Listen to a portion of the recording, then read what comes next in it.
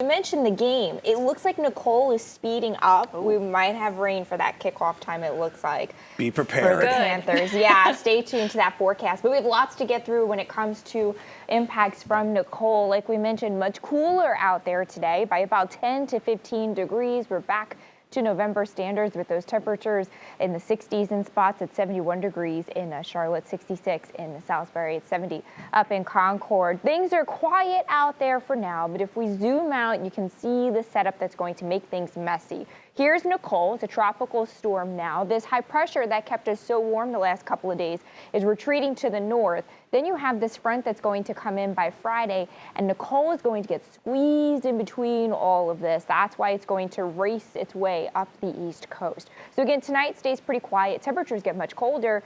Chilly start. We're in the 40s by tomorrow morning. We'll find sunshine and cooler 60s again tomorrow afternoon. Things are still quiet until Thursday late. We'll find some of that rain moving in Thursday late. Friday is the day that we'll find all of those impacts from Nicole. Again, that continues to get organized a little bit better.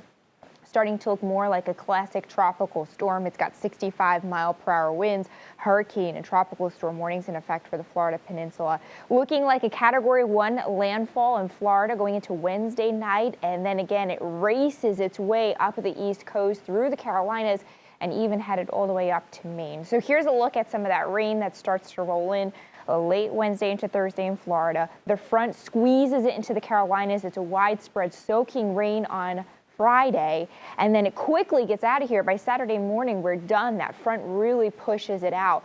We could be looking at rain. I think at least everyone gets an inch. We might have some 3 or 4 inch totals along the spine of the high country there as the higher mountain elevations kind of pushes those rain totals higher up a little bit. So concerned about rain. Also concerned about some breezy winds because Nicole is fat. The wind field goes out more than 300 miles.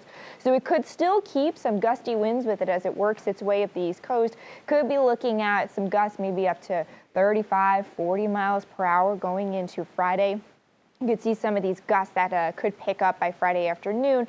But the wind does really die down going into Saturday. So mostly concerned about heavy rain and localized flooding. Winds could be a little bit breezy, but not necessarily damaging.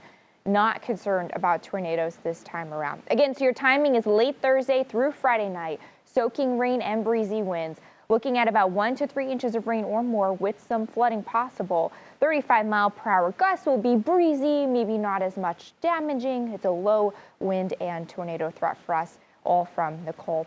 Chilly tonight, temperatures dip into the 40s. We're cooler tomorrow, sunshine and 60s, very November-like there. All that cool sunshine on Wednesday. Showers rolling in late in time for that Panthers kickoff, probably. And then pinpoint weather alert, obviously, for all the Nicole stuff coming through on Friday.